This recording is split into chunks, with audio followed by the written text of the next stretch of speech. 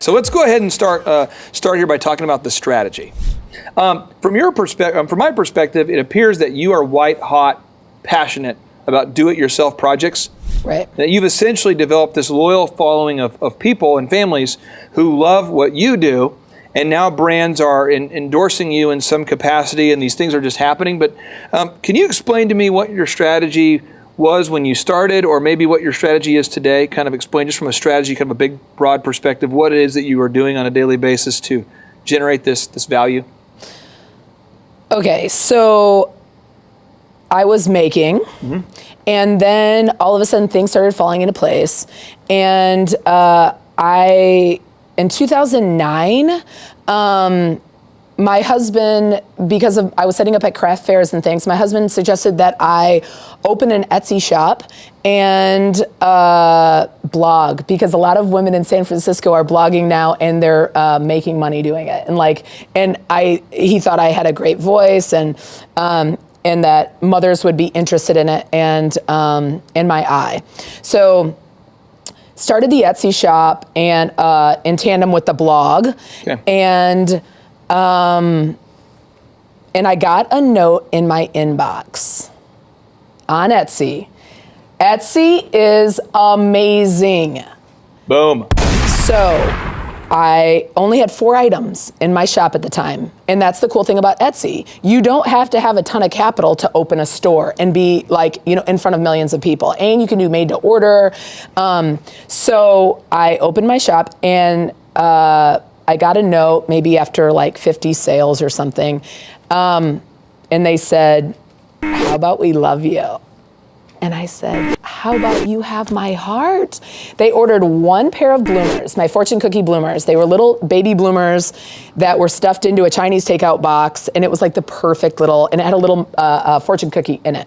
So it's a cute little handmade, and it became, I've sold probably, I don't know, 25,000 pairs. What? Yeah.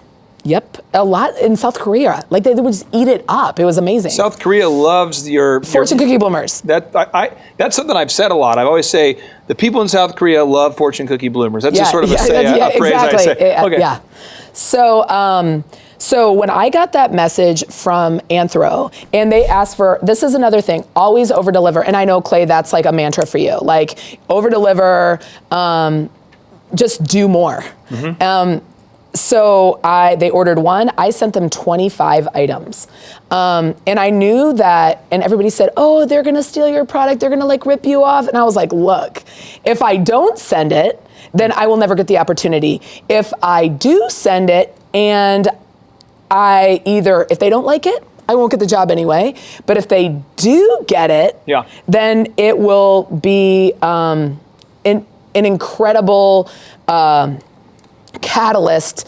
I knew it would be huge. So Anthropology happened through Etsy, and then I designed a collection for them, a mini collection during the holidays. They did a kids handmade. It was right before that they came out with the laws, with everything had to be tested, and kids apparel and things like that. So I kind of got in right before that all happened. Yeah. And then the blog started happening, and so really, and the funny thing is, once I launched the clothing collection, and I had been making clothing and on Etsy, I literally stopped making clothing. It was and then I decided I'm a concept artist. I come up with these ideas, but then when you have ideas, right, you're I want to make the yarn doodler, and it's I'm going to patent this product and whatever, but then you have to manufacture and all that, and you're wait, do I even like the yarn doodler? I've got 85, I have to put 85 grand into a yarn doodler. Where am I going to get that money at? So when I thought to myself, every single idea that comes through my head, I can give away for free, and that's my product, that's when everything changed.